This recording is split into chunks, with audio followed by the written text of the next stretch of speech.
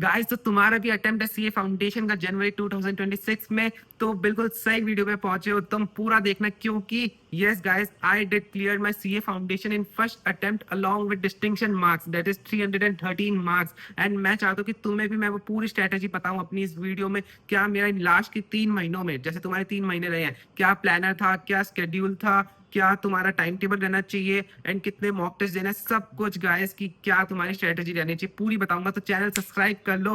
Welcome back to my channel. I am Vaibhav Jain, CA finalist and currently doing my articleship from Deloitte. तो guys start करते हैं video. तो तुम लोगों की काफी डिमांड थी कि भैया पूरी एग्जैक्ट 3 मंथ्स की स्ट्रेटेजी बताओ, जैसे मैंने सीए इंटर की भी बताई थी, ठीक है। तो इसलिए मैं एकदम फटाफट ये वीडियो लाया हूँ तुम्हारे लिए, ठीक है, ऑन प्रायोरिटी बेसिस, कि तुम्हें पता रहना चाहिए, ठीक है, कि क्या तुम्हें फॉलो करना है। तो गाइस देखो, अब तुम्हारे जैसे क्लासेस वगैरह चल रही होंगी, ठीक है, तो कुछ टाइम में ओवर होने वाली होंगी होपफुली। अब तुम्हें गाइस सबसे पहले क्या करना है, मैंने इंटर वालों को भी यही बताया, तुम्हें भी सेम चीज बता रहा हूँ। अब अभी से तुम अगर आदत डाल लोगे ना गाइस, तो तुम्हें इंटरमीडिएट में प्रॉब्लम नहीं आएगी, ठीक है। तुम मेरे से पहले कनेक्ट हुए फाउंडेशन में ही, तुम मुझसे कनेक्ट हो गए, तो ये स्ट्रेटेजी तुम आगे भी फॉलो करोगे ना गाइस, तुम्हें प्रॉब्लम आएगी नहीं, ठीक है। तो देखो गाइस, अब तुम्हें क्या करना है, इस टाइम पे स्केड्यूल बना के पढ़ना है वीकली। मैं अपने टाइम पे देखो वीकली स्केड्यूल बनाता था, ठीक है। उससे क्या रहता है, तुम एक ट्रैक पे रहते हो, तुम्हें पता रहता है कि तुम कितना पढ़ रहे हो, कितना तुम्हारा टारगेट है, कितना अचीव हो रहा है, कितना नहीं हो रहा है, ठीक है। जस्ट ऐसा नहीं कि बस रोज सुबह उठे, जितना हो रहा है हो रहा है, जितनी क्लासेस ली, जितना पढ़ लिया हो गया, सो गए वापस, फिर अगले दिन सेम रिपीट। गाइस ऐसा नहीं, एक प्रॉपर स्केड्यूल बनाना है अब तुम्हें, ठीक है। मैं अपना टाइम पे देखो मंथली स्केड्यूल नहीं फॉलो नहीं होता था, बहुत चीजें हो जाती थी, इतना हमें पता भी नहीं होता कि आगे हम 1 महीने तक क्या करने वाले हैं। वीकली, ठीक है, मैं अपने टाइम पे वो करता था, बनाओ, ठीक है। तुम्हें क्या क्या कितनी कितनी क्लासेस रही है, कब तक तुम्हारी ओवर हो जानी चाहिए, तुम्हें पता होता है कि इतने तुम्हारी रही है, अब तक खत्म हो जाएंगी, इस टाइम हम मॉक टेस्ट स्टार्ट करेंगे, इस टाइम रिवीजन स्टार्ट करेंगे, ठीक है। तो ये एक ना थोड़ा सा रोड मैप बना के चलो अब इस टाइम पे, ठीक है। ऐसा नहीं कि जस्ट ऐसे ही पढ़े जा रहे हैं हम, ठीक है। तो ये चीज है फर्स्ट पॉइंट की तुम्हें शेड्यूल बना के पढ़ना चाहिए अब इस टाइम पे, ठीक है। और मैं अपने टाइम पे जैसे क्या करता था, वीकली शेड्यूल तो बता दिया, उसमें मैं जैसे क्या करता था, once your syllabus gets completed, lectures and all सब हो गए, ठीक है, उसके बाद तुम्हें क्या करना चाहिए, तुम्हारे मॉक टेस्ट स्टार्ट होंगे, ठीक है। You should give multiple mock test. मैंने बहुत दिया था, और मेरा क्या शेड्यूल रहता था कि हर दिन 2 सब्जेक्ट पढ़ता था। जैसे तुम्हारे फाउंडेशन में 4 सब्जेक्ट्स हैं, तो देखो यू कैन कोई भी तुम स्ट्रेटेजी अपना सकते हो जैसे तुम्हें कंफर्टेबल रहे। बट मैं अपने टाइम पे क्या करता था, जैसे मैंने आज कोई 2 सब्जेक्ट ले लिए, नेक्स्ट डे दूसरे दो, ऐसे अल्टरनेट डेज पे मेरे सारे सब्जेक्ट्स रिवाइज होते जाते थे। तो that's what I used to do, ठीक है। वरना तुम और भी कैसे भी कर सकते हो, जैसे एक और चीज भी कर सकते हो कि तुमने आज मान लो, जैसे तुम्हें लग रहा है कोई डिफिकल्ट सब्जेक्ट है, जैसे लॉ है, वो तुम चाह रहे हो कि रोज पढ़े, तो रोज सुबह तुमने लॉ ले ली, ठीक है। आफ्टरनून के टाइम तुमने अकाउंट्स या मैथ्स ऐसे कोई प्रैक्टिकल सब्जेक्ट ले लिया, देन शाम के टाइम तुमने इकोनॉमिक्स पढ़ ली। तो ठीक है, ऐसा कर सकते हो तुम, डेली बेसिस पे 3 सब्जेक्ट्स रिवाइज कर सकते हो। तो जैसे भी तुम्हें कंफर्टेबल रहे, बट स्ट्रेटेजी इज इंपॉर्टेंट कि तुम फॉलो कर रहे हो कोई चीज, ऐसा नहीं कि जब मन चाहे जो सब्जेक्ट उठा लिया, ठीक है, ऐसा नहीं। तुम अगर प्रॉपर प्लान करके पढ़ोगे, तब ये 3 महीने तुम्हें बहुत प्रोडक्टिव, मतलब बहुत प्रोडक्टिव यूटिलाइजेशन होगा इन 3 महीनों का, ठीक है। अगर तुम स्ट्रेटेजाइज करके ऐसे प्लानिंग करके पढ़ोगे तो ये चीज है, ठीक है। देन गाइस मैं हर टाइम ये चीज पे बहुत फोकस करता हूँ कि सब कुछ हो जाता है, सारा रिवीजन हो गया, सब लेक्चर्स हो गए, उसके बाद मॉक टेस्ट देना गाइस वेरी मच इंपॉर्टेंट, ठीक है। क्योंकि तुम जितना भी पढ़ लो, जितना भी रिवाइज कर लो, जब तक तुम मॉक टेस्ट नहीं देते ना, मेरे को तो लगता है मेरे जो 300+ कोर्स है ना, इसके इसके पीछे तो सबसे बड़ा reason was that multiple mock test only. मेरी कोचिंग तुम्हें पता है वीजीसी से थी, इतने ज्यादा मॉक टेस्ट होते थे ना guys, like I can't even tell the number of mock test they have taken. And guys मैं कोई पेड प्रमोशन नहीं कर रहा, ठीक है। मेरे पास बहुत इंस्टीट्यूट के आए भी हैं कि पेड प्रमोशन एंड ऑल के लिए, बट तुमने देखा होगा आज तक मेरी किसी वीडियो में कोई ऐसा पेड प्रमोशन नहीं है, क्योंकि आई वांट जो जेन्युइन, मतलब है जेन्युइन चीज है, वही तुम्हें रिकमेंड करूं मैं, ठीक है। तो तुम भी देख लो, कोई भी अगर तुम्हें, मतलब जहां से भी तुम्हें लेना हो, but the thing important is कि तुम मॉक टेस्ट दो, ठीक है, दैट इज वेरी इंपॉर्टेंट। तो ये सब चीजें हो गई। देन अगर मैं सब्जेक्ट वाइज तुम्हें बताऊं, ठीक है, तो सब्जेक्ट वाइज में क्या है, अब जैसे स्टार्टिंग विथ लॉ, ठीक है गाइस, तुम, मतलब मैंने देखा बहुत बच्चों की लॉ को लेके आती है क्वेरी कि भैया कितना लर्न करना चाहिए, क्या हमें हर वर्ड टू वर्ड लर्न करना है, ठीक है, मार्क्स मिलेंगे नहीं मिलेंगे, एंड कैसे रिवाइज करें। गाइस अब देखो, तुम्हारा 100 नंबर का लॉ का पेपर है, ठीक है।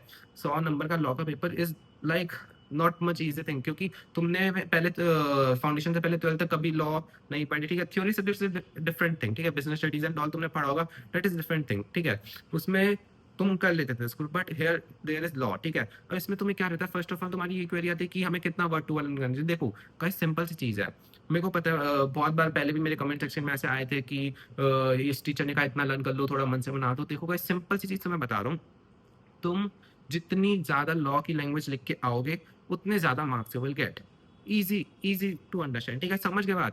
अब जैसे तुम बहुत आप पूछो मन से बना के लिख सकते हैं ना, guys, सब लिख सकते हैं, बिल्कुल बनाओ। It depends on your target, तुम कितना एम कर रहे हो लॉ में। अगर कोई बच्चा जस्ट 40 मार्क्स एम कर रहा है कि हमें बस पास होना है लॉ में, बस 40 लाना है, ठीक है, जितना तुम्हें हो रहा है लर्न उतना करो, बाकी मन से बनाओ, आ जाएंगे 40। कोई बच्चा एग्जामिशन एम कर रहा है, 60 मार्क्स एम कर रहा है, तो वो और ज्यादा अच्छे से लॉ की लैंग्वेज को लर्न करेगा, और ज्यादा ट्राई करेगा कि लॉ की लैंग्वेज लिख के आए, ठीक है। एंड कोई पर्सन अगर 80 मार्क्स लाइक एकदम रैंक टारगेट कर रहा है इन फाउंडेशन, तो वो he or she will try to learn as much language of law as he or she can, ठीक है, समझ लो गाइस। मतलब जितना ज्यादा तुम देखो ना खुद ही, एक बच्चा अगर मन से बना के लिख रहा है, थोड़े बहुत लॉ के वर्ड्स डाले, दूसरे बच्चे ने पूरी एज इट इज लॉ को इंटरप्रेट करके उसी की लैंग्वेज में लिखा, तो कंपेरेटिवली उसी को ज्यादा मार्क्स मिलेंगे ना। तो it total depends on how much marks you are aiming, उतना ज्यादा अच्छे से तुम लर्न करोगे, ठीक है। I hope this thing is very much clear now, ठीक है। तो ये हो गई लॉ को लेकर। Guys law I will recommend कि तुम रोज पढ़ो प्लीज, लाइक मॉर्निंग मोड के फ्रेश माइंड से पढ़ो या जैसे भी पढ़ो, क्योंकि मैंने देखा लॉ को ना लोग ऐसे कर देते हैं कि कर लेंगे, बट ये न्यू सब्जेक्ट है, मार्क्स इतना आसानी से नहीं मिलता, और एक सब्जेक्ट के पीछे अटेम्प्ट लग जाता है। एंड आई डोंट वांट कि तुम लोग ये फेस करो, क्योंकि you are watching my video, ठीक है। तो ये चीज़ हो गई लॉ को लेके। देन अब देखो लॉ तुम्हारा एक थ्योरेटिकल पेपर होगा और एक तुम्हारा अकाउंट्स होगा। तो अकाउंट्स में गाइस अब देखो बाकी दोनों पेपर तो तुम्हारे फुल एमसीक्यू होंगे, तो अकाउंट्स में भी तुम्हें राइटिंग प्रैक्टिस बहुत इंपॉर्टेंट है, क्योंकि तुम्हें पूरे पेपर लिखना होगा, ठीक है। तो इस टाइम पे जब तुम्हारे सब कुछ सिलेबस वगैरह हो जाए, तो क्वेश्चंस लिख लिख के प्रैक्टिस करो। जैसे तुम लोग मैं अपनी गलतियां बताता हूँ कुछ, तुम प्लीज वो मत करना। मैंने क्या करता था अपने टाइम पे, फाउंडेशन के टाइम पे मैंने क्या करा, स्पीड स्पीड के शॉर्टकट के चक्कर में कि फटाफट ज्यादा से ज्यादा क्वेश्चन प्रैक्टिस कर चुके, मैं अपने प्रैक्टिस के टाइम पे वो नहीं लिखता था, नोट्स टू अकाउंट्स नहीं लिखे, ठीक है।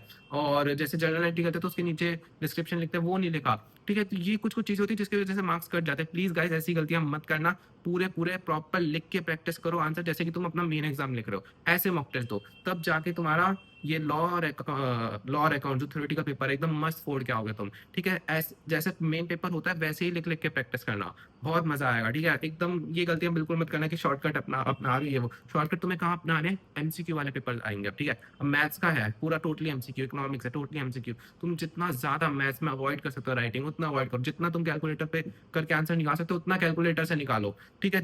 उतना ही तुम्हारा टाइम सेव होगा, मस्त होगा। मेरे गाइस मैथ्स में 97 मार्क्स आए थे, ठीक है। It was like my strongest subject and my favourite subject. In boards also I scored 100 out of 100 and in foundation I got 97। तो इसके लिए मैंने अलग से प्रॉपर वीडियो बनाई है मैथ्स पे, तो डिटेल्ड वीडियो एकदम, तुम वो चैनल पे चेकआउट कर सकते हो, मैं लिंक डिस्क्रिप्शन में भी डाल दूंगा, ठीक है। तो मैथ्स का तो सॉर्टेड है, तुम अच्छे से वो वीडियो प्लीज मस्ट है, अगर तुम्हारा जनवरी में अटेम्प्ट है अभी तो वो वीडियो तो देख के ही जाना फॉर मैथ्स, ठीक है। Then coming to economics, economics में भी मैंने माइक्रो के नोट्स डाले, जितने मैंने बनाए थे बहुत हद तक मैंने डाल दिए, ठीक है, ताकि तुम्हारी माइक्रो में तो बहुत हेल्प हो जाए, क्योंकि बार बार सेम चीज के नोट्स बनाना वो नहीं है ना, तुम्हें तुम्हारा टाइम बचेगा, तुम वो डायरेक्ट रेफर कर सकते हो। एंड फॉर मैक्रो देखो गाइस, तुम कॉन्सेप्ट्स कर चुके होंगे, कॉन्सेप्ट्स तुम्हारे क्लियर होंगे, क्वेश्चंस प्रैक्टिस करना हो जाएगा क्लियर, ठीक है गाइस। को इतना वो बिग डील नहीं है, बाकी मैं तो हुई तुम्हारी हेल्प करने के लिए, और कोई भी दिक्कत है feel free to reach out to me on Instagram. बाकी चैनल सब्सक्राइब कर लो गाइस, जनवरी तक आते आते ऐसे बहुत ही सारे वीडियोस आने वाले तुम्हारे लिए, तो चैनल सब्सक्राइब करो, स्टे ट्यून। चलो अब पढ़ लो, टाटा बाय बाय।